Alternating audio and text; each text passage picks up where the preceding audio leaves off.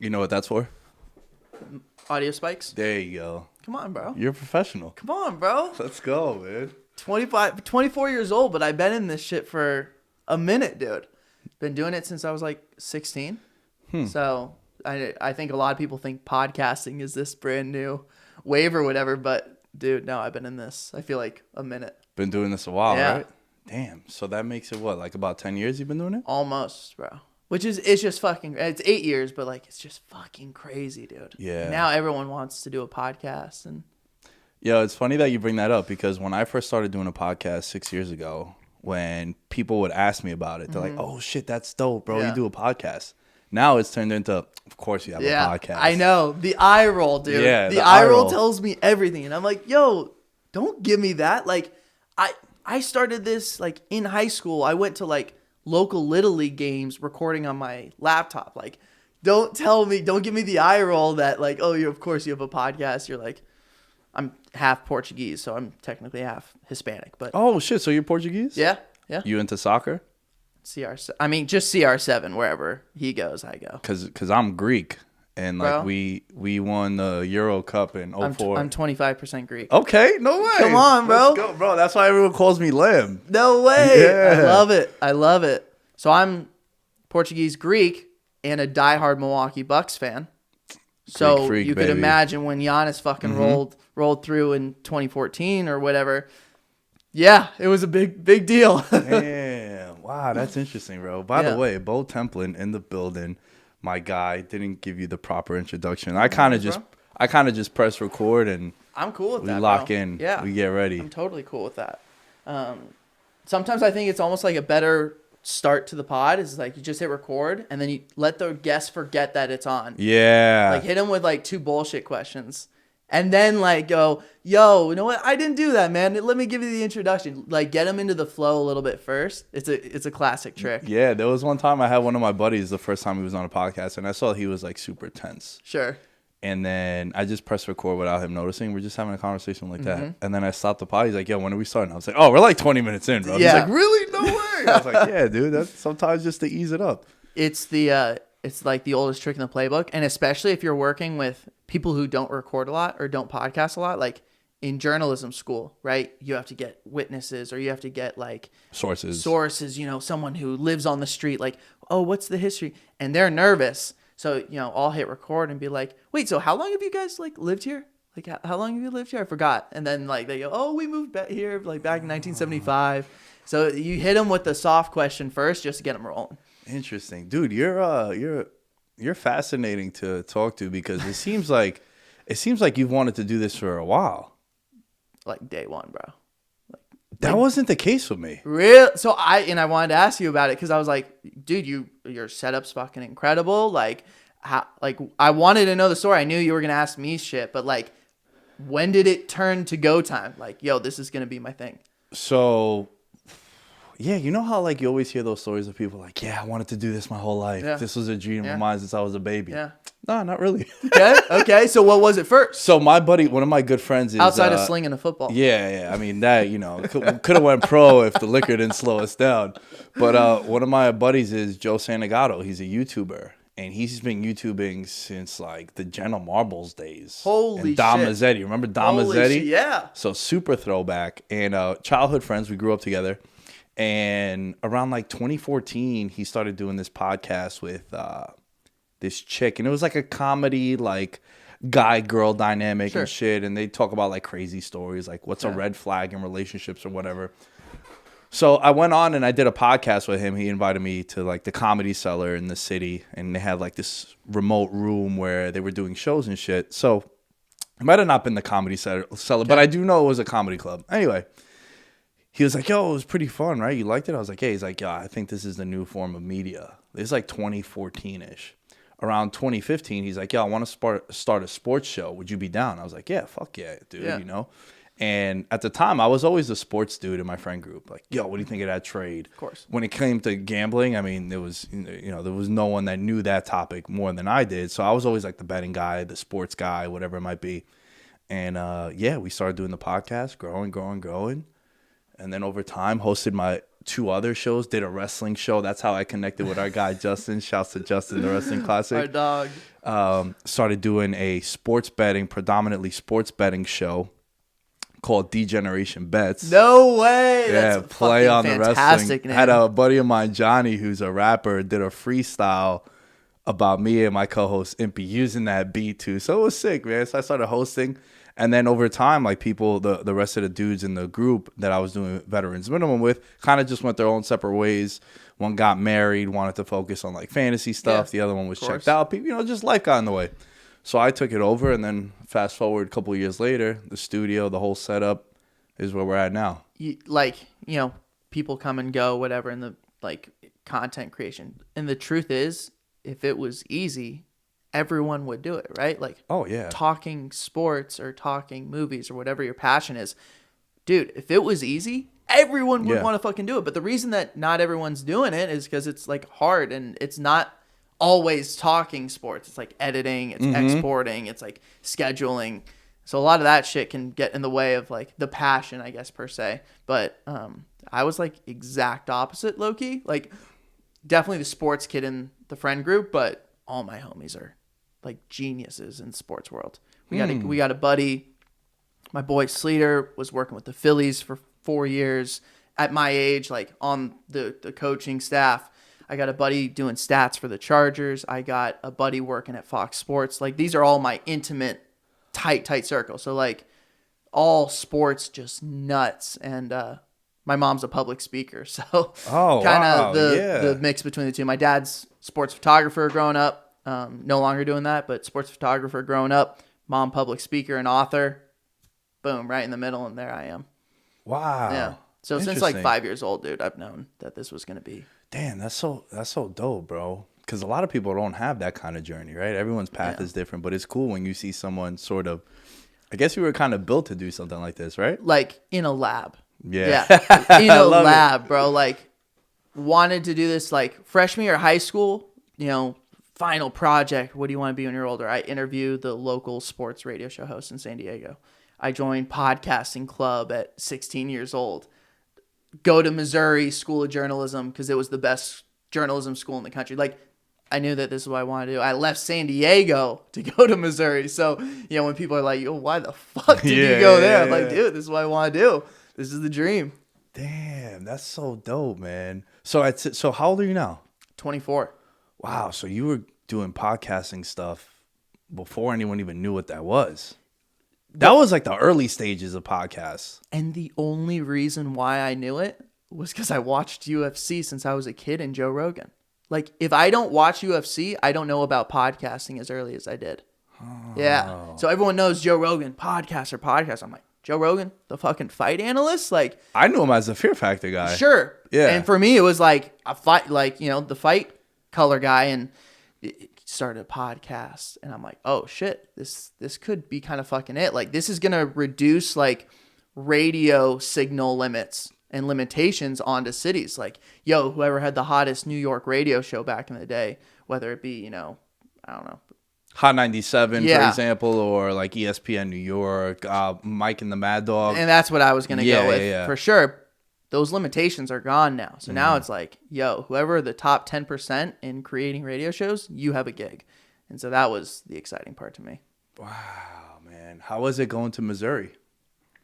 Tough transition for a few months, but a blast, dude. Like SEC football. Oh. Yeah, come on, bro. Come on. Yeah. SEC football, huge journalism, sports broadcasting school. I'm not like super fratty. Like growing up, I'm a beach kid, so I didn't join right away, but then I eventually did join and loved it, made a ton of new friends, and big part of the journey. Loved it. Yeah. Actually met my first or second podcast co-host in my fraternity, Uncle Luke, my boy. Always shout out Uncle Luke. Gotta shout out Uncle Luke. Yeah. Wow, man. A lot of people, they don't really venture out of their home state, whether it's moving or even going away to school. Like a lot of my buddies, dude, no one really went away to school outside of one friend that went to Syracuse, still in New York. So have you lived anywhere other than NY? Buffalo. Okay. Still New York, but also not New York. Yeah, I hear Western New York is very different. It's upstate. It's not the city life. You know what I mean? It's very cold. Yeah. Like, dude, so I played football. I was a soccer kid growing up. And then my sophomore year, I started playing football because my buddy Vinny, who's now the head coach at my old high school, he was the quarterback before me. And he knew me from the neighborhood. He's like, dude, I'm graduating. They need a quarterback. I think you'd be great. I was like, bro, I don't want to get hit. Like, come on. Fuck that. I was a soccer kid. I was soft. You know what I mean? He's like, yo, I'm telling you, man, like, go. They need one. And I think you're smart enough to pick up the playbook, whatever. So he introduces me to the coach. And then the assistant coach, Coach Hernandez, was the one who was doing all the spring practices. So I went in there, learned the playbook quickly. I have a good memory. Like, I remember a lot of things. And also, like, when I see it once, I can remember it. Like, I still remember, like, my playbook from high school and what opposing teams were doing against us. Like, that kind of thing. I always wanted to be a coach, too. See, I just don't know.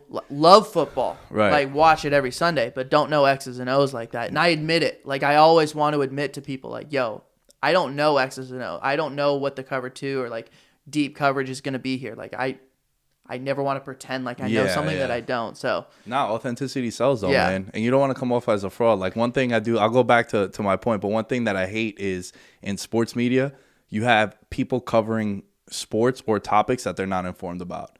And it's obvious. It's more obvious now, though, than it was 25, 30 years ago. Oh, yeah. And now, especially with sports betting becoming so prevalent. And the rights are rights and the wrongs are wrongs, bro. Yeah, and some people can't even read lines. Yeah. I almost, like, don't even pay attention to stuff like that because it's like, if you can't read a little bit. Like, I'm an idiot when it comes to numbers. I really don't understand gambling, and I can understand gambling very much more than, like, the average person. Yeah. But I didn't understand, why is Buffalo so much colder than it is here? It's by the lakes. Oh. Lake Erie, Great Lakes over there. Also, like, by Canada, too. I never understood, but I, like, never understood. I was like, they're right fucking next to each other. Man, it's the lake effects. And I would go, so by playing soccer, I was a great kicker. So I went to Division III school, Buffalo State. Shout out to the Bengals. I went and I kicked there my freshman year. And, dude, I would go end of August, I would go into the team meetings in a tank top and shorts. And the first time I would go there, everyone has, like, jackets and sweaters with them. I'm like, what are these guys doing? It's 85 out. Yo, you leave the meeting, 45 degrees. Holy 50. shit. And you're like, yo, and you got to walk like half a mile to get back to your dorm and shit. You're like, what the hell is going on? So who's your, like, NFL player comp? Like, you know, you got your Sunday men's league you were talking about a little bit. Who's the player comp? Oh, man. Like, coming out of the draft, you know, he's like a... Oh, Drew Brees. Oh, shit. Yeah, don't have the biggest arm. Okay. Big check down guy, sets up everything deep, and pretty accurate. I got a great Brees story for Tell you. me. Are you a Brees guy? Yeah. Okay. Yeah, the last couple of years, I felt like he held the Saints back. He was a big reason why they were not getting over the hump. But, I mean, he was the first. He kind of opened up all the doors for the Russell Wilsons, Johnny Manziels. I know that didn't work out. Kyler. Yeah, that 6 foot and under quarterback. Back then, you would look at guys like that. You're like, I'm not drafting him. And what's crazy, though, is he did it without the legs. Yeah, it was pure pocket. He's an athlete. You know what? I kind of misspoke there. Nah, but I know what you mean. Yeah. He's not a guy who, like Russell Wilson, you could see it makes sense because, yeah, he has a great arm, but a lot of the stuff, they're moving the pocket for him. They're getting him in space to throw on the run. And, like, to be fair, I was a little bit of a, like, Kyler doubter. Hater's strong because, like, I like the guy. I like that he played multiple sports and all that jazz. But out of college, I was like, yo, he's going to get hit a couple times, and he's going to feel that shit. So I was a little hesitant at first. Obviously, he's proving me wrong, this year. And I like when guys prove me wrong. Yeah. I think a lot of people think that isn't the case. Like, if I make a prediction or I, like, say something out, they're like, oh, you were wrong. I'm like, thank God. Like, when Justin Gaethje got to the UFC, first fight against Michael Chandler. Oh, this guy won't make it, Johnson. bro. Or Michael Johnson. Yeah, Michael Chandler was over there. I actually just watched that fight again today. Third time I rewatched that fight, bro. So good. Michael Johnson's piecing him up in the first round. And I was like, oh, this style's not going to make it, bro. He's getting hit way too many times. And then, he proves me wrong. I'm like, thank God he did. Yeah. Justin Gaethje's the fucking man. He's one of the best guys in the UFC to have. So I like being proven wrong. Yeah, a lot of people, I feel as if they take too much pride in being right when a player doesn't pan out. Like, I knew I wouldn't draft him and shit. It's like, first of all, there's nothing I hate covering, and I know hate is a strong word. NFL draft coverage. Despise it. Despise it, dude. My dog. Yo, My dog. I feel passionately about what I'm about to tell you. Nobody knows anything when it comes to the draft. I really believe that, because you look at guys that they give A+ grades to, they're out the league in 3 years. Guys that were 1-star recruits, or this team got a D- grade, and then their quarterback is there for 15 years. It drives me crazy. Some things you can tell. Right? Like if a guy has a lot of character issues off the field, they're like, yeah, you know what? That's probably going to translate. Then he's off the team. But as far as draft grades drive me crazy. Draft analysis drives me crazy. It's too much. And I feel passionate about it. 20-year-olds are not even like in the first chapter of their lives. Yeah. Like you're gambling on a young kid. So I think that's a big issue. It's like, why would you invest so much money or time into a 20-year-old? Is nuts. The other thing though is I think it's less about the player. Like, know your own system. Like that's why I think I don't think Belichick's necessarily a great drafter. I think he knows his system better than anyone else, and he knows what his system needs. I think he looks at it reversely. A lot of people look like talent. Who are the best players? Like, no, let's look at our system and see how that goes. Yeah, no, that's a fair assessment. I also find it interesting when people lose their mind that a kid's 21, 22 years old and like does some dumb shit. Yeah. Or like, oh my God, he spent all this money on chains and just got new cars. It's like, bro, I'm 30. I would do way worse. I'm 31 in March. If I get thrown $2 million out of nowhere, immediately going to Vegas with some of my friends. You know what I'm saying? Like, people forget that these kids are so young. But we only care, though, because we see it now. So, like, 1996, fucking Dennis Rodman, a world champion, goes to Vegas for 3 days in the middle of an NBA season. And Finals. NBA Finals. And no one cared. Like, how the fuck did that happen? So, when the Giants had that boat trip incident. Yeah. Which the Giants, I think, are like 20 and 53 since then. Just hilarious. You're Giants, right? Huge Giants fan, yeah. So Tom Brady got asked about that, and he said, when I first became the starter, I was flying coast to coast on like Mondays and Tuesdays. I wanted to win on Sunday because then we didn't have to come back till Wednesday. He's like, and I was doing this in between games. No one saw it, though. Yeah, like of course not, bro. If you're an athlete and your team just lost by 30 and you're in the strip club after making it rain, that's just going to be all over TMZ. Poor James Harden, bro. Poor James Harden. He just got the absolute like brunt of all of it over the last 5 years, dude. The guy's just getting worked. Like, whether it's a picture of him like, oh, James Harden looks overweight, or like, oh, the Houston strippers when James Harden leaves town to go to Brooklyn, like all that shit is just so funny. I read an article that his jersey was hanging in the rafters of a Houston strip club. Like, that's all you need to know about that. Bro, that's iconic, dude. Yeah. That's fucking amazing. God damn it. I can't stand him though.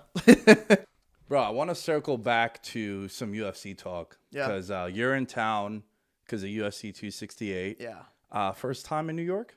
Second time in NY. I was here for like 3 days this summer, doing some DraftKings brainstorming stuff. But this is my first like legit trip out here a week, doing events. I got Bucks Knicks tomorrow. I'm going to Peter Luger's tomorrow. Or excuse me, Thursday. Yeah, get ready to eat. Yeah. And I went to I did John's of Bleecker. Mm-hmm.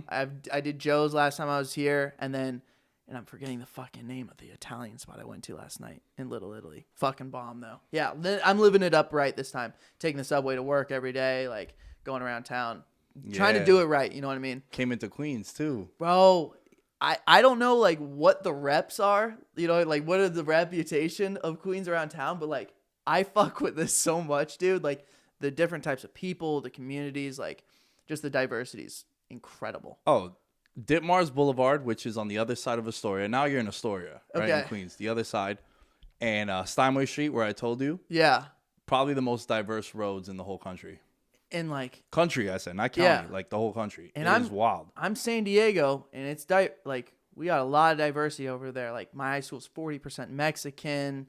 UC San Diego's like ton of Asian population. So like I thought San Diego was diverse, and it was like, whoa, there's everything here. It's fucking awesome. Yeah, my high school to this day was the majority was black, Hispanic, and Asian. Yeah. And like maybe 15 to 25% white. And then what's the community in New York that speaks Spanish mostly, or like a lot of Spanish? Is that like Bronx? I would say there's parts in the Bronx, Spanish Harlem, obviously. Okay. It's in the name. Flushing. Okay. Also Corona, Jackson Heights in Queens. Okay. Yeah, like City Field Yeah. is huge Latino community there. So is it true that like if you're just an outsider coming to New York, go to Citi Field, not Yankee Stadium? You know what? Citi Field is a nicer stadium. Yeah. But the luster and it's the Yankees. Right? I'm a Met fan, but it's Okay. like you go to a Yankee game. I went in July. Yeah. I did Yanks, but when I was there, even Yankee fans were like, you know, we love our Yankees, but you got to go to City. Well, the stadium experience Yeah. is way better at Citi Field. Yeah, but it's the aura of Yankee Stadium. You know, it's the Yankees Yeah. too. It's the pinstripes. Like that's what you would go to. But would you? We were talking UFC. Yeah. What'd you think of 268? Because you were in the building. I was in the building In too. the building. So I guess I'd like need to preface a little bit. Like it was the craziest week of my life. Yeah, bro. Yes, and you got the boxing shirt Oh, on. Tell us. Yeah. Tell us the last like 5 days you've had, because you've been Bro, Mr. come Mr. on. Travels. Like the craziest 5 days of my life. Last second, get DraftKings. Yeah, they put the bat signal in the sky. The bat signal's in the sky in Gotham. They're like, yo, we need help with boxing coverage. I'm like, I'm your fucking guy for this. Like, please let me help you. Canelo fight. They send me out. Press conference, green room, and like I'm just in fucking heaven. Got to talk with Canelo for 30 seconds. Got to talk with Caleb Plant for 30 seconds. I got to chill next to Canelo as he's walking out for the press conference. And like one of my favorite things in boxing is the introduction, right? Like when Jimmy Lennon Jr. says, de Guadalajara, Jalisco, Mexico, the orgulloso de Jalisco, like that shit gives me chills, bro. And the way he says Saul, Canelo, Alvarez, that's everything. So getting to hear that. A little bit of chaos the day I'm supposed to leave. Miss the flight. Take a red eye from Vegas to New York. I remember because I was like, bro, I'm going to be pre-gaming at this spot right by the garden. You're like, dude, my flight's delayed. I'm going to need to sleep. Bro, it was I've had an panic adventure. mode, bro. Pure panic mode, but like fueled by the love of like just like the fight game, New York, the buzz of the trip and everything. My cousin's staying in New York for a couple months, so we started drinking pretty early on Saturday. Like I'm on 2 hours of sleep and just absolutely loved it. Got to MSG, and the most notable thing, and you're gonna agree with this, was just Chandler Gaethje almost ruined the night. I get what you're saying. Fucking epic. Just Yeah. like so goddamn good. And like, Dude, literally nobody was sitting down. it was so damn good. I felt so bad for Billy Q and Shane Burgos. the Amazing after, bro. fight. Like if Chandler Gaethje doesn't happen, I think we're talking about Billy Q versus Shane. Like, Yo. Yes. Is that fight of the year? Yes. Like, is this one of the most iconic fights in the history of MSG? I know that sounds like hyperbole or exaggeration or bullshit. I couldn't agree with you more. Billy Q was fucking zombie mode, bro. Yo. Like, I don't know if he's a New Yorker, right? Yeah, so he's from Buffalo. Like, he's trying Yeah. to put it on for the city and shit. Burgos is from the Bronx. I didn't know. Okay, Yeah, he's so I a didn't city know. kid. Yeah. He used to be training partners with my buddy Sergio, who got me into jiu-jitsu. Okay. You could tell there was more than just the fight on the line. There was something else. Yeah. And it was the New York thing. And bro, they put on a fucking I know, bloodbath battle. Yeah. Whole night was fucking epic.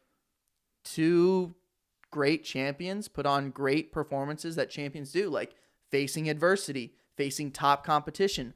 How do you handle those moments? Mm-hmm. It might be ugly at times, right? Like if you're Kamaru, yeah, you might get clipped a couple times by Yeah. Colby. Or if you're Rose, like yo, like Wei Lee came in and took control in the first round, and fuck, like you're facing adversity, but that's why they're champions. That's what they do.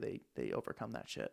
Yeah, man, that first fight, I remember telling my buddy Josh, I was like, dude, I feel bad for the rest of the card, and I was like, I feel bad for us because we just adrenaline dump, yeah, right? That's what they call it. Yeah, that was exactly it. It was just such a high, and it makes sense why they moved it because Whitman didn't want to have to corner three straight. Yeah, you had to. Shout out to the Whitman parlay. I gave that out on Upsets and Underdogs like last Monday, the Monday prior. I was like, yeah, it'd be pretty interesting if all his fighters ended up winning, and that's what happened. I tend not to make picks because like we have clients on the Vayner Sports roster. So if I pick for them, it's like, oh, of course you're fucking picking your boy. Yeah. And then if I pick against them, I'm going to get looks from the company like, are you fucking kidding me? Like, come on, you're on a podcast not taking our guy. So it's a tough spot to be in. It's an interesting dynamic because my buddy Jared, you interviewed him. Yo, shouts to you, man. You gave me a shout out on your show that had me dying. So my buddy Boss, who I went to the UFC fight with, we grew up with Jared from Astoria, and he was like, yo, your boy, because I was telling him about you. I was like, yo, this kid is coming in and did the podcast with Justin, whatever. He's a big UFC fan. We might link up because that's who I went to the car with. He's like, yo, your boy Bo had Jared on the show. He's like, yo, Jared almost bodied you. I was like, damn, what'd he say? He's like, yo, your jiu-jitsu is, it's okay. It's good. He knows what he's doing. I was like, all right. I mean, I can't fuck up Jared anyway, right? So you got me, but I appreciated that, man. That was cool.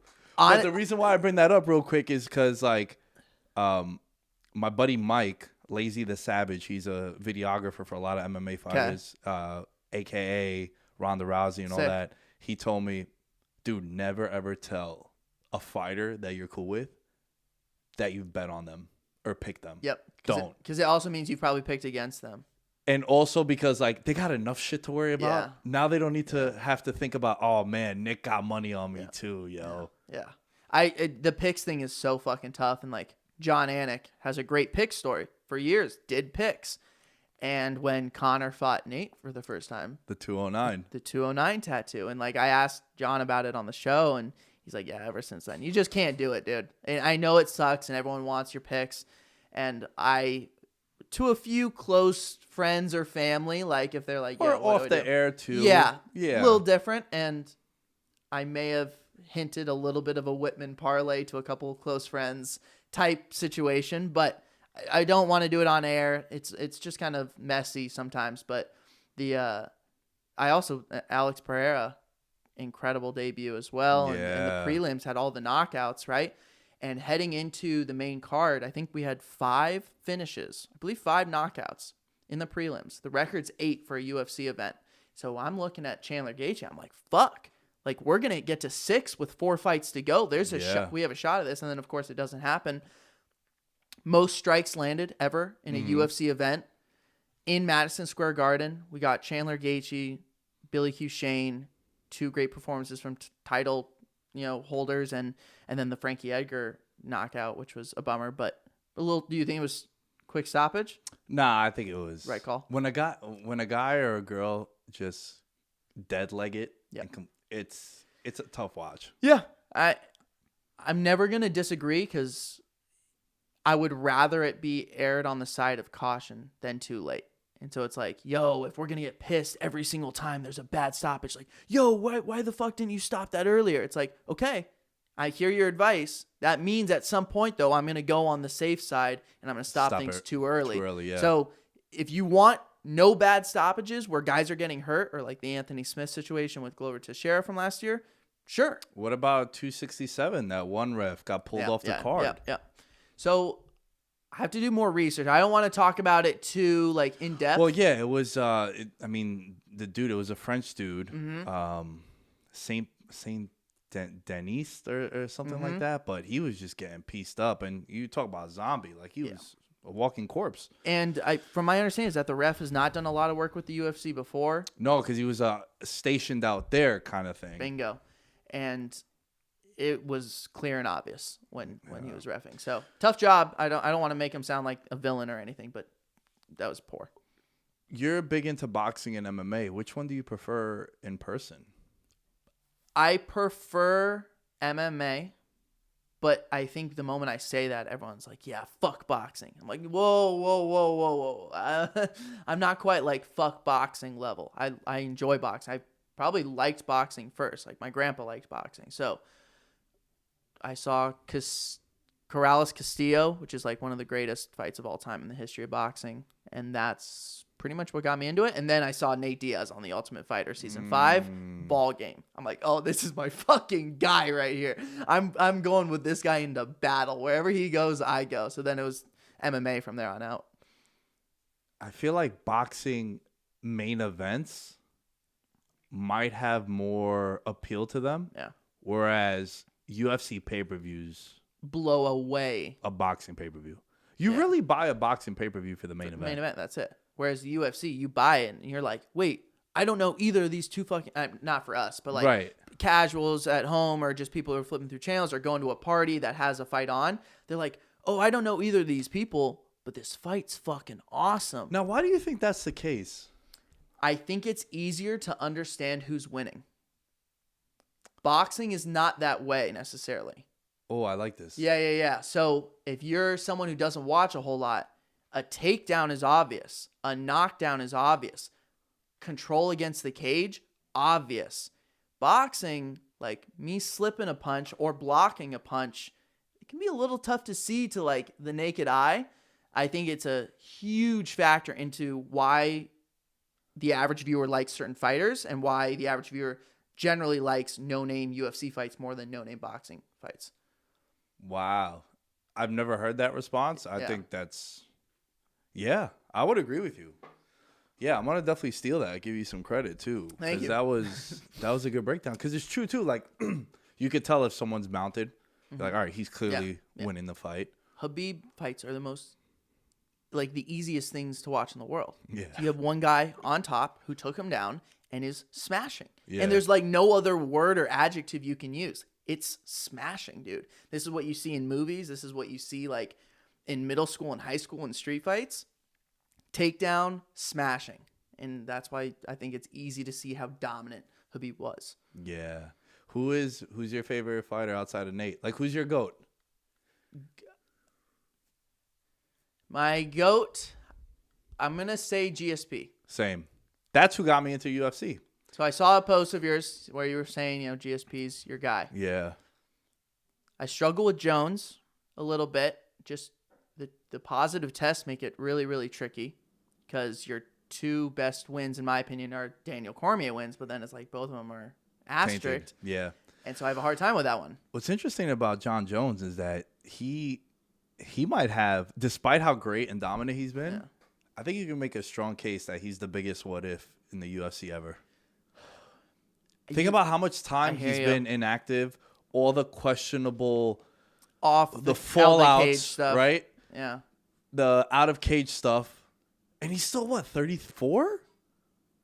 But remember, though, and just like Jose Aldo or anyone, like, John Jones is 34, but he's been fighting for 10 years. That's a different 34 than TJ Dillashaw, who, he's been around in the UFC for a while, but all of a sudden you're like, wait, I didn't realize TJ Dillashaw was 35 or whatever. Like, the aging process, I don't think is as accurate as how many wars have you been in? The wars will take years off you, dude. And that's why we have to appreciate them when they happen. Well, Frankie Edgar, they showed that graphic when the card started. He had 7 hours and 40 minutes of octagon time. You're like, what the hell? That's insane. It's wild. You like this stat. And I would drop this for the Canelo fight. Caleb Plant, undefeated, stud, champion at 168 pounds. 21-0. He had 122 rounds of pro boxing experience. Canelo Alvarez, 173 rounds of pro boxing experience in championship fights alone. Bro, he has more rounds in his bag in championship fights than he did in his entire career. And then once I heard that, I was like, fuck, dude. Like, I love Caleb's vibe. I love Plant's vibe. I like him as a boxer. The dude can box, but fuck. Like, there's that experience, levels. Dude. That's levels. Yeah. Yeah, when you see a guy like Canelo or you see a guy like Habib and they just stomp out guys like Poirier, guys like Gaethje, And then you watch them fight other dudes. You're like, holy shit, how much better are these guys against them? Right? Like, how many guys? The one issue that I have with boxing, I mean, there's a few issues. First and foremost, for me, it's hard for me to identify a champion because there's so many belts, right? And then the other thing is, you'll watch a card and the dude is 28-0 and you've never heard of him. You're like, 28-0, like, what the hell? Well, boxing fears losses, and it's probably the biggest issue. I think it's the Mayweather thing. Has to be. Huge issue, dude. Huge issue. Because think about the UFC. So many fan favorites, so many box office hits have multiple losses. Michael Chandler, for example, has put on banger after banger after banger. 3 UFC fights, 3 bangers, 2 losses. No one gives a fuck. Yeah, it's incredible. Put on good shows. People just want to see a good show. Corey Sandhagen, back-to-back losses right now to champs essentially, Dillashaw and then Jan. Great performances, exciting fights. People are going to tune in for Sandhagen. And your stock goes up because more people gravitate to you. Yep. You become a fan favorite. And even off a loss, you could still leave better than you came in. Boxing, all of a sudden, it's like you have one loss in Anthony Joshua, and people are freaking the fuck out about a loss. I'm like, guys, it's okay. Like, think about the 70s, heavyweights across the board, whether it be Frazier, Foreman, Ali. They had to fight each other. Yeah. They lost to each other. That's okay. Enjoy it as it is. Like, they're putting on shows. They don't have to be perfect. Yeah, and also when you look at like the shirt you have on, right? Wilder and Fury. It's not bad that Wilder's losses are to a guy who's never lost and could go down as the GOAT heavyweight too, if you look at his whole resume and how it might end up. So is it that bad of a loss? I think that's the Mayweather thing, man. Maybe. Mayweather became such a I'm 41-0, never lost. Yeah, I'm trying to think though, like even before that, like Julio Cesar Chavez of the 80s, I'm trying to think, like started his career like 89-0. And that's where like his buzz came from. It's like, fuck, this guy's fought 70 times and it's never lost. Like that's who we have to see. But I feel like it extended a little bit. The undefeated, undisputed is the most like sought after phrase in fighting. But I don't know. I really like that the UFC embraces losses and good performances, and credit to Dana White for mistakes that he might make here or there, whatever. Dude, he knows that a good performance is a good performance to the fans. What do you think of all these celebrity fights? You into them? Not necessarily into them. Probably not a hater though either. At the end of the day, I just think of it as like, and I've said this a million fucking times, but it's like Transformers. Like, yeah, you can go to the movies. You want to go see The Artist from 2012, which is in black and white and has no talking in it. Sure, you can go see like a really high-skilled, high-level boxing match that you don't know either person's name or, whatever. Or you could go see the new Michael Bay Transformers movie and get drunk and like smoke a J with your friends in the parking lot and then just go have fun. And I think for the celebrity fights, that's what this is to a lot of kids. It's like, oh, dude, I'm going to come over and we can watch the Jake Paul fight. For a lot of kids, that's all that is. And do you think also it's because of this generation with the influencer stuff? I think it's less about the influencer thing. And I think boxing has to look in the mirror a little bit and say, yo, how did this happen? Right? Like, what did we do wrong? Don't blame anyone else. Let's look in the mirror. Did we do anything wrong? Yeah, I mean, you booked Mayweather-Pacquiao about 10 years late. Yeah. You didn't book Joshua Fury when you had the chance. If you're not going to give us the fights that we want, people are going to resort to other forms of entertainment. So at some point, boxing has to say, yeah, we kind of fucked up a little bit. I think that's the coolest thing the UFC has going for them. Oh, the best fight the best. Yeah. No exceptions. We'll pay you. You're next in line. You want a title shot? All right, you got to fight number 3. Oh, I don't want to fight. Oh, don't care. Someone else will. It's cutthroat as shit, and it seems really unfair sometimes, but I think it's almost like a necessary evil. So I don't know like who's a good example of that right now. Like Ngannou got kind of shafted, and it's tough. And like Stipe's a Vayner sports client, so I'm not necessarily like rooting for Ngannou to have this great career. I would love to see Stipe win the belt one more time and then retire, but Ngannou got shafted. Yeah, he won the title in March, and then they had an interim fight in September. or August. I think it was bro. August. I was gonna say, I think it's August. It's Yeah, like that was a weird. How do you dynamic. how do you book a fight by August? Like, let alone have an interim fight. How do you not, like, to book a fight by August seems fucking crazy to me. So I feel like he got screwed a little bit in that one. Any fighters, non-champions that you've kind of gravitated towards in Oh, dude, I've been months? a Corey Sandhagen guy since like his second fight in the UFC. Yeah. Him, I really, really like. Always been a Gaethje guy. Also, I know you said champions. I'm giving you some like big names. Sean Brady, Okay. dude to watch out for. Yeah. Fought at CFFC. He's 4-0 in the UFC now. Jersey guy. Philly Philly. guy. Yeah. And he's fighting next weekend against Chiesa. It was originally supposed to be Kevin Lee, right? Yeah. Okay. And then Lee got hurt. Oh no, I think it might have been Brady. Something happened with Brady, and they rescheduled the fight. Then Lee got hurt, so it's Chiesa Lee on the Misha Tate card next weekend. Huge leap in competition for your Oh boy Brady. yeah, Like, yeah. Chiesa can be a nightmare to deal with, dude. Strong. You know, I would wrestler. love to see Chiesa against Chimaev. I would too. Also, you know, if you had said that to me a year ago, I would have said, "What? Like Michael Chiesa? Like this is a 55er who's moving up to 70."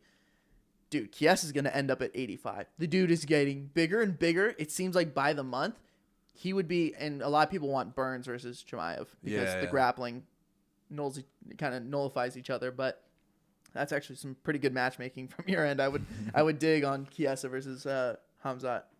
Yeah, I'm excited for some of these fights. I mean, Yair and Max coming up this week. Yeah. I like O'Malley too, man. He gets a bad rep for some of his comments out of the ring and whatnot. And look, you don't need to like everything about someone, right? Like there's certain people where, he might be a piece of shit and I don't really like some of the stuff that he said, but like I'm talking about the actual fighter. He's dope, man. They're fighters. Yeah. What the fuck do we expect from these people? Like, these aren't people that are supposed to be like all there in the head. Yeah. Like, of course they're gonna be a little fucking crazy. Some of the nicest people I've ever met though are fighters. Very humbled, and I think one of the reasons why is because they know they could whoop your ass if needed. It's probably a nice feeling to have. Whereas like usually, you know, the loudest dog in the room is like the one that's the most scared softest or bite. whatever. Yeah. Dude, what how long have you been doing the VaynerMedia stuff? Well, 1:37 p.m. 1:37 p.m., which is like Gary Vee's little baby. Publishing company, covers a little bit of everything: music, cannabis, sports, movies, pop culture, and any style, fashion, video games, esports extensively. About 14 months ago, I sent them a DM. I said, "Hey, here's a clip of my fight podcast. Think you guys would do really well with this type of content. I think it would fit really well in the demographic you guys have. Let me know." And just got hired like 3 weeks later. Wow. Yeah. So a legit shot your shot. Yeah, just shot my shot. Wow. But like not even forced. Like I think a lot of times people just look at like accounts. They're like, here are 20 accounts I'm going to DM. And like Gary preaches that or whatever, and that's fine. But it was the right fit. It was literally about the demographic of followers, the demographic of people. I was like, you guys don't do fight stuff. I think your people would love some fight content, and just kind of made it happen from there. Damn, that's dope. About And a then year how'd ago. you link up with DraftKings?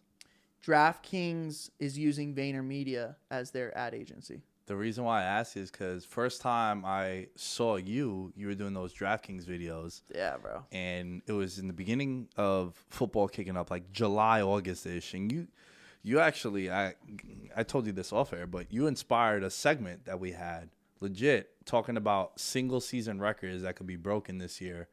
And I completely forgot the caveat of there being an additional game. I think it's everything. So when I watched that video of yours, I was like, oh, shit, you were talking about the interceptions. Yeah.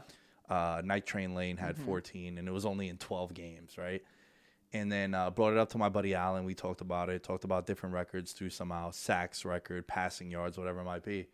And then fast forward a couple weeks later, we end up being on the same pod together. And it wasn't until after we recorded that pod with Justin, I'm like, yo, why do I know this fucking kid? Where do I know him from? And then like 3 days later, on DraftKings, I'm like, yo. And then I think I DM'd you. I was like, bro, you're the DraftKings kid. Yep. That's so dope, man. I mean, I had never like The goal by any means is not to get famous. Like, I don't want to be stopped at dinner. You know what I mean? Dude, what I'm doing now, Yeah. perfect for me. I'm so happy with it. I just get to create content full time. I used to wake up at 3 a.m. while going to school, while creating a podcast, while trying to lose weight because I got really fat at one point. Drinking or eating? A lot of drinking, Okay. a lot of like, people were astonished how much I worked out, and I was getting big, but not big like muscle. Yeah, I was yeah. like, yo, how you getting fat, Okay. dude? Like, you're a beast in the gym. Well, everyone's different. Like, some people, the drinks will like Oh, add it on to it. and And I'm some a- people are like eat and they have trouble. Nah, I'm keeping a it off. Okay. drink my calories guy. I Okay. love beer, dude. Guilty pleasure. Okay. Just beers. And I got. First of all, hold up. That beers. Can we clip that? Like, Oh, I yeah. I just want to clip that. It's gonna be on the loop. beers. So I had gotten like really heavy, dude. And when I got into podcasting, I remember just telling my boys, I was like, yo, I just want to do this shit full time. Yeah. If I don't got to flip eggs anymore, like in the city with my dad, ironically enough, the next 2 weeks I'll be working in the city because it's like Thanksgiving. Yeah. My dad's like, yo, I need a break a little bit. Yeah. So I'm balancing everything out. But yeah, man, I just wanted to be able to sustain a healthy living, a profitable living, make some money doing what I love to do, create, and just do that full time. So if you were to like pick 2 or 3 big name dogs like in the content world that you not model yourself after, but definitely influence you, who would you say kind of some of them are? Rogan easily. Yeah. Bill Simmons as well. Me too. And honestly, it's just them two, I would say. It was them two. There's not really anyone in sports betting that I listen to a lot. No one else on like ESPN or Fox. I like Peter Rosenberg from Hot 97, just because, you know, he's a hip hop guy, moved to New York. Did you ever write? No. Oh, okay. Writing is not my, I can't put tweets together, bro. You know how many opportunities I've had to like join a company, but I had to write, and I was like, nah, it's just not my strength. Okay. Put me in front of a camera, Mike, I'll give you gold. But writing, Okay. nope. Interesting. I mean, because it like most on-air people say like, yo, learn to write. Yeah. Like, learn to write your scripts. Learn to write your intros, outros. My mom's an author, so growing up, she would have just smacked me right now. No likes, no ums. Come on, get it together. She didn't actually smack me, but you know, would get on me a little bit about the likes and the ums. So growing up, it was serious in the Well, the she house. was a public speaker too. Public speaker, coming author, from that all of it, background. dude. Yeah, got to get whipped in. And if like friends came over, she would get on them too about, no likes, no ums. So it was funny. You know, now when I listen to people, I pick up on how often they say those kind of words. Everyone has their fillers. Yeah. And Yeah. I don't know about you. You're doing all in studio work, right? You're not doing a whole lot of like Zoom interviews. I try my best not to, man. Like, we easily could have connected a week or two after we did the pod, and I was just saying to myself, I'm pretty sure you'll probably end up in New York at some point, and I'd rather just hold it off. I know. As bro. best I can, I'd rather hold it off. Yeah, are there certain situations where I have no other choice? Of course. Is there a big name that might be difficult to be like, hey, man, I recorded my apartment. Yep. That might be a little awkward, and I understand that. Out in Queens. Out in Queens, right? But for the most part, if it's a homie, I could definitely get him to just come in studio, and I'd rather just put it off to the side. And I hear you. The thing I was going to say is since doing the Zoom stuff, I've created some bad habits, like hosting wise. And like when I just look at it from like, what are my skills? Like, what's my game like as a host, as a podcaster, created some really bad habits. Now, why is that? It's the timing of the back and forth conversation.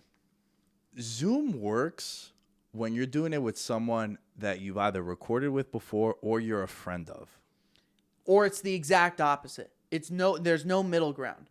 So I feel like we almost would have really struggled because it's either I'm interviewing Sean O'Malley and it's going to be a Q&A where I get to ask him a question, he responds. I ask a question, he responds. Or it's got to be a homie that you know, ride or die, when he's going to finish that sentence, what he's going to say next. Then you can have that conversation. But for people where you're like, oh, let's figure it out a little bit, it can be really fucking tough. Yeah, there has to be way more structure. When I do Zoom conversations, I do have more of an outline. Like right here, I have an outline to my bottom right. Everyone knows this. I don't want to say I rarely prepare, but to use the wrestling terminology, like bullet point my promos. Okay. I'm gonna hit on the bullet points. Sure. So like I let you know, let's talk a little bit about UFC, you coming up Yeah. with content creating, working with Gary Vee, shit like that. But for the most part, when I first started doing podcasts, I really put an emphasis on writing out each question. So in the beginning, the early stages, people that listen to the show, they'll say to themselves, yeah, it was bad because I'd ask you, hey, Bo, so where are you from? Oh, I'm from San Diego, whatever, grew up here, this and that, went to Missouri, did all this shit you were telling me before. And I would completely ignore everything you're telling me. There'd be no rebuttal. There'd be no follow-up. No, oh, shit, how was Missouri? Right? You go from sunshine and surfboards to, never been to Missouri, but Ozark is over there. So they're kind of Ozark-y, where I was completely just tuning out the guest just to get to the next question. Because I didn't know. I didn't go to journalism school. Yeah. I dropped out of school. Sure. So I didn't know what the proper protocol is to interviewing and all that. So for me, it became more of a body vibe, energy kind of thing. But here's the thing is I don't know if there is a protocol. Like Everyone's style is different. everyone's style is fucking different. And you're talking about like writing out each word of the question. I just think of it as like in your rookie season, you're doing the plays on the playbook. It's not until like year 4 where you get the connection with Rodgers, where instead of going back shoulder here, I'm going deep. I don't even have to look and turn. We have the coverage. It's no sign, no language. We just know. I think it just takes a little bit of time to like get there. I think, your rookie season, you're just like, oh, I'm following the playbook. I'm not going to fuck up. Not trying to screw up I don't want anything. coach to get mad at me, nothing like that. So Don't get benched. generally, I just think it's that, and it takes reps at doing this shit. Yeah, for sure, man. I've done close to, I think it's like over 1,400 podcasts. Woo! Yeah, I just passed 600 now with VM. I had like 300 episodes of Degeneration Bets, the Jerks Wrestling Show, a bunch of Patreon stuff too. I have over 1,000 hours streaming on Twitch too. Shut up. Yeah, man. I don't stream as much as I used to. Now I just do a daily fantasy show on Fridays using DraftKings because I play on DraftKings. So Hell yeah. Break down the slate, plays, fades, the whole nine. And then what's the show you do with Will Blackman? Yes. Upsets and Underdogs. Yes. Yeah, that's a betting and it's a sports bettor expertise with a former player. Sure. It's a fun dynamic. I've learned a lot about what it is being a professional athlete and look at it from a different dynamic. And then who's the production company with that? Is that Blue Wire? Blue Wire. Blue Wire. Okay, and that's what I WinBet. thought. Yeah. That's sick, dude. Yeah, man. That's been one of the reasons why I'm able to just create content now full time. It's been cool to network and expand on that. And that's a lot more structured than this is. So that's another dynamic too. And also there, I'm more of a co-host, take a back seat, kind of speak when spoken to. That's been a big adjustment for me too. I think you're just being a good teammate there. Like, Yeah.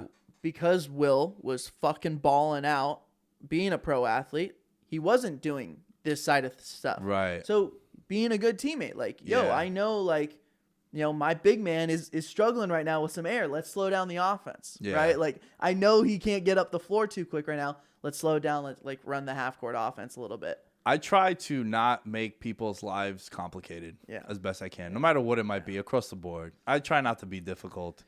I hear Do you. you have friends when you try to schedule plans, they won't give you a definitive answer? I'm probably that friend. Oh! I'm playing. No. I'm playing. Honestly, like, my homies and I are so tight that it feels like we see each other every day. Oh, I have the same group of friends my Yeah. whole life. About 15 to 20 years of friendship is like the minimum, Yeah. right? But good amount of them, I'll let you know if I can make it Friday.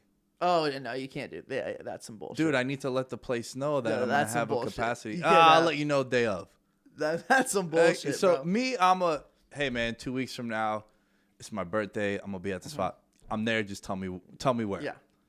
Try not to add complex situations to life. The only thing that I am guilty of is, yo, Bo, it's my birthday. Would love to have you come through, or whatever it is. Like, I'm just making something up. Okay, I got Holloway Rodriguez that night. I just got to keep an eye on that. Outside of that, I'm in.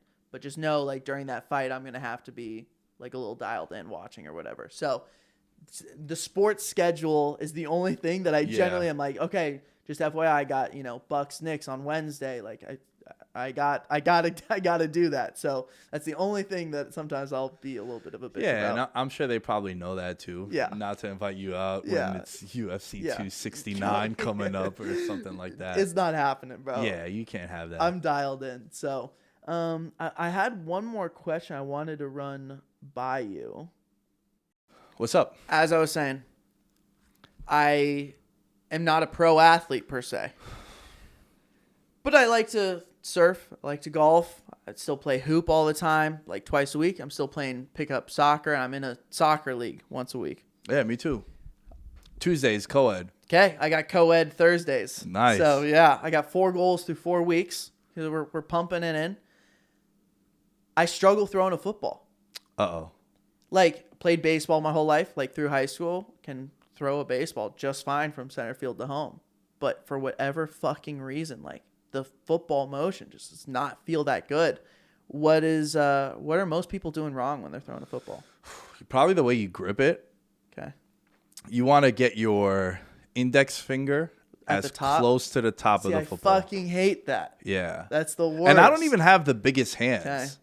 But that's when you would just cup it a little. I actually have a football out there. It would have been a better visual if I knew you would have asked this.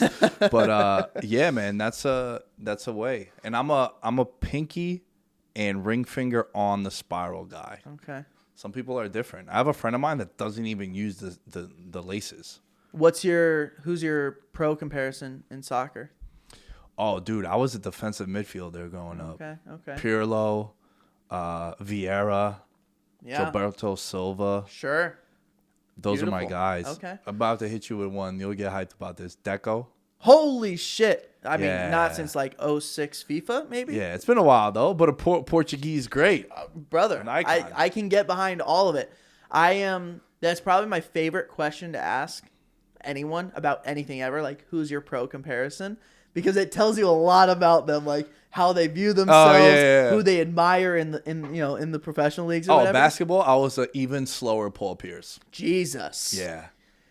Dude played the same speed all 18 years Yeah. in the league. Same way, man. But it's not necessarily like Elite about court being vision. quick. It's can you look quick? And at times Paul Pierce would go so fucking slow. He would lull his defender asleep and then boom, just like one quick step and pull up. I love Paul Pierce's game, man. The truth. Yeah. Knicks killer, man. I mean, there's been a lot of Knicks killers, but he's one that definitely comes to I would mind. almost argue a New York killer in the sense that he killed the Knicks and then killed Brooklyn with his contract. Yeah, when he got traded here. So yeah. I might argue that he's a New York killer. Oh, for sure, man, for sure.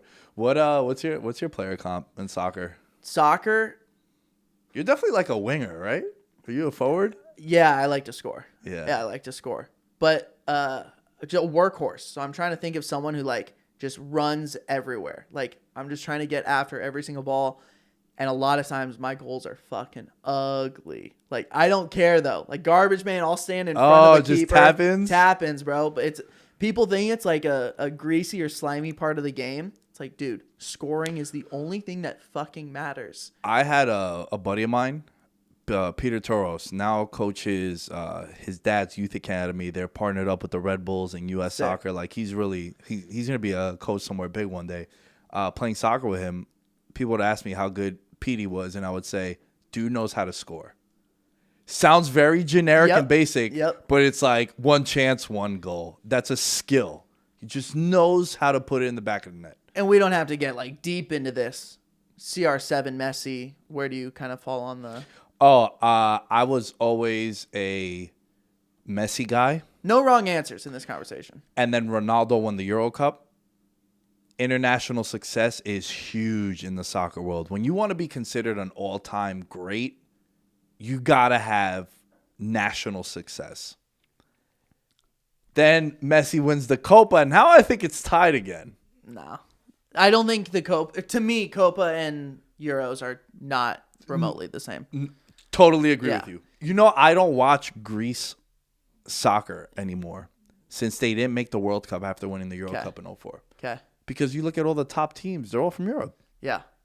Yeah, to me, Euros is the second biggest tournament in the world. Maybe even ahead of like Champions League. Like I just think of the Euros really highly regarded. But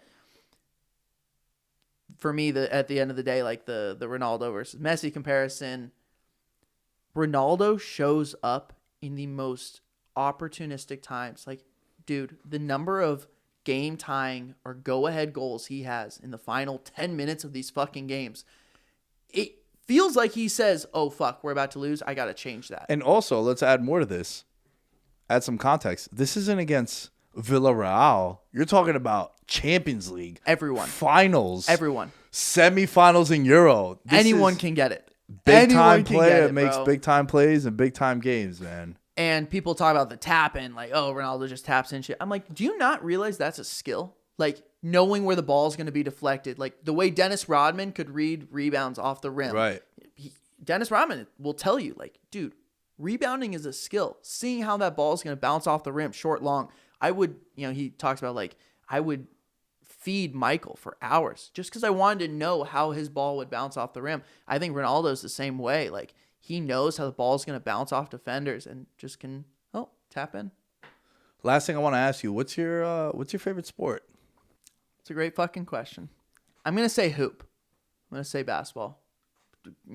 Dad's probably favorite sport. He's the guy who got me into sports entirely, like sports photographer. My dad's a wicked free throw shooter. Like, ridiculous. Like, he's got records and shit. Like, made 199 in a row. Yikes. He's shot 70. Good yikes. Yeah, he's shot 70,000 free throws over the last 10 years. And so, like, that's his kind of, like, thing a little bit. Is he like a free throw coach or? He coached, like, me growing up and coached high school kids. And, worked with, like, kids in here and there. But the dude can shoot some fucking free throws, bro. Like, just dial it in. Ironically enough, basketball might be my dad's favorite sport too, even though we were a soccer family growing up. Interesting. So where'd the soccer come? Mom's side? My dad, soccer's probably his first love, like it is mine. Okay. I like to say football is my side piece. Yeah. Basketball is his side piece. Okay. He'll just randomly text me a Denver, Minnesota game. He's like, yo, Jokic's just going crazy. I'm like, what the hell? Why are you watching this? Because I have League Pass and he uses it too. Yeah. But yeah, he loves basketball. We're decade long, if not longer, League Pass subscribers. Yeah. Every year, dude. Like, we watch, and he's a Bucks fan. I'm like, that's how I became a Bucks fan. He's from Milwaukee. So oh yeah, and living out west, you gotta have it. Have to have League Pass. Even when we sucked, it was like, we still watch. I started getting League Pass around 2015, and it was for the Thunder and the Blazers. Love Durant. And love Damian Lillard. I think Lillard now is probably my favorite basketball player. It's a great fucking answer. Yeah. We had a old segment on a podcast, and I know we wrap it up. No, I'm just trying to, because the battery just went from 2 bars to 1 bar, so I want to just keep my eye on it. I got you. We had an old segment on a college podcast. It was like your all League Pass team, and so it's like you're not picking all stars. You're just picking 5 guys that you enjoy to watch as you're flipping through League Pass. And it would, like, be before the season. So, like, all right, so this season, like, before De'Aaron Fox or before Jaren Jackson, like, pops off, these guys are fun to watch. Like, if you're just flipping through channels on a mid-February, it's snowy, out on a Tuesday night, you're watching who? Bro, what would you know about the snow out in Missouri, bro. Okay, Missouri, okay. come on, buddy. I felt, and come on, Missouri gave me that cred, I feel like, a little bit. But outside of that, I'm just pure beach, surf, San Diego golf type beat. Oh, man. Dude, the one thing that I sweat you the most about is living out west is not even the weather, because I feel like the cold builds character. It does. I just hate living in the East Coast for sporting events. I'm sorry. I got out of MSG on Saturday at 1:40 in the morning. It's 2 a.m. And when they said, and still, and gave Usman the belt, I didn't even stay to listen to what he said or Colby said. I started leaving. But it was chaos getting out of the garden, as it always is. And when I got to the corner at the halal stand, look at my watch, 1:43. I'm like, yo, this is ridiculous. And I guess, like, the New York thing, too, it's even worse. Like, Bert Kreischer's performing downstairs below the garden as the fights are going on. Wow, I didn't even know that. Bert Kreischer putting on a huge comedy show at the same time, so as everyone's getting out at 1:30 to 2 a.m., you have two massive shows going on, and people are leaving. So, yeah, I was just stunned, dude. 2 a.m., I'm on 2 hours of sleep. And you're not going anywhere after. You're going straight to sleep. Drinking all day long. Yeah. I was hurting by 2 a.m. Like, the fight was amazing. I enjoyed it. I was not in any pain, obviously, watching the fight, but getting out of there, dude. And we tried to go to a pizza spot that's open till 3:30, but I can't remember the name. Two Brothers? No, it's not Two Brothers. I know which one Two Brothers. I'll think of it. Yeah, that one was. I mean, because my buddy parked right down the block from it, and the line looped all across 8th Avenue. It was massive. Yeah, and that pizza's not even like, I would never tell you to go there. It's not pizza. Like, yeah, it's New York pizza, but it's not New York pizza. If you were to hit me up and be like, hey, man, I want to go eat some good-ass pizza, I'm not going to tell you Two Brothers. No offense, unless you're a sponsor. But where's Queens Boulevard? Queens Boulevard is about 4 blocks over from where we're at now. I think I'm going to have to walk on over there. Just be careful. Very dangerous. Really? Yeah, a lot of accidents on that, man. I don't want to scare you, but just be careful. Okay. Don't, even if you see no cars coming and you think you could cross, don't. It is just wait until you see that little white guy flash, or you can just cross. Because I know you got to be aggressive out here when you're walking. You got high alert, keep an eye on the road and all that jazz. And now the bike lane stuff is out of control. And I'm a biker. Like, I have a bike to commute around. But yeah, it's a lot. Because I'm a diehard Entourage fan, so the Queens Boulevard thing. Bro, don't even get me going. You don't want to hear the Entourage story. Bro, I love Entourage. I have a poster in my room. I got one in my studio. I got an Entourage poster in my studio. Tell me the Entourage story. My brother was DJing in San Diego, nightclub DJ, having a good time in his 20s. This is mid-2000s. He's on MySpace, and there's this contest by Entourage. Who can get the biggest entourage to sign up for, like, their page on MySpace? Winner got, like, a couple grand to throw at this big party, whatever. My brother won the contest and turned that into his business. He was the CEO of Entourage Promotions. So, like, Entourage is massive to us. That was, like, literally his party company in the 20s, was because he won the Entourage contest, threw a big party with the money, and then since then he was like, yo, I think I could, like, connect clubs with DJs and, like, get people there, and kind of, like, became a little bit of, like, a promoter type deal, Entourage Promotions. That's dope. Yeah. That's super dope. I don't think there's a show I've rewatched more in my life than that. It's impossible. Can I ask, like, favorite episode? I know I'm hitting you. I apologize. I like when Turtle starts messing with Meadow Soprano. First Class Jerk. Yeah, and then Drama sort of spills the beans and she comes over and throws. She's like, would have fucked him too. And he's like, he kept his mouth shut. Yeah. Turtle, I am so sorry. And then obviously being a New York Giants fan, the Tom Brady episode was really good with Turtle. See, I like the LA episodes, obviously, just because grew up with it or whatever. But, like, One Day in the Valley, which is like season 3, episode 2, I think. It's just, it was also cool because it's like Queens Boulevard, you know, like they're from Queens, and it just Queens Boulevard, you know. It's a good show. But would you agree that that's not a show I would recommend to a lot of people?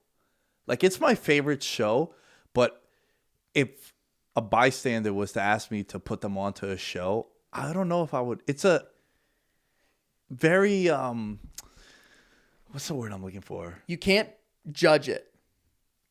So, like, if you're someone who's like, oh, this is low level, or like, oh, this is crass, like, if they're any bit, like, pretentious in any way, or they take their art really seriously or something like that, or if they're like a foodie who's like, oh, I didn't love the okay, I hear you. No, it's got to be someone who's just like about the vibe, like, yo, good vibe, I'm in, good time, good show. Like, and I literally can almost define, like, friendships by, like, my homies who like Entourage, and the guys are like, yeah, never really got into it. I was like, okay, you're that guy. I love it, man. I love it, dude. This was fun, yo. Killer. I appreciate you coming in, dude. I was so stoked. I, like, on my list of New York things I was doing this week, I was mad hyped to come out here and do this, dude. Let's go. Yeah, super excited. No bullshit at all. I think I might be in Vegas for the next pay-per-view. You think you're going? 269? Yeah. I think I am. Sean O'Malley fights. Yeah. So does Jorge Masvidal. Yeah, Poirier also, Nunez. I'm excited for that one. That's a pretty stacked card too. Yeah, I know. Top to bottom, it might be more stacked than the sauce. I know, man. which is just like last thought. Fighting is just getting better and better. Like years ago, we would have considered these pay-per-views as like all-time events, and now we're getting one every month. And Yeah. we're literally asking the question, "Oh, is this the best card in UFC history? Is this the best fight of the year?" Dude, it's happening every fucking month. Yeah. So badass. So badass. Dude, this was a pleasure. Where can people find you? Tell us some more stuff that you're working on. At Bo Templin everywhere, nice and easy. Do a movie Instagram live every Wednesday at noon Eastern time with Connor Sharon from 137PM. We're reviewing Eternals tomorrow, the new Marvel movie. In the Fight comes out every Tuesday. It's the Fight podcast. And then I do some DraftKings content, TikToks, social content here and there, show up a couple live events, and then handle a few weeks out of the year, handle the DraftKings social accounts for NFL weekends, which is a lot of fun. You know what I mean? Making memes, all that shit. Hell yeah. It's a good time. Hell yeah. Brother, I appreciate it.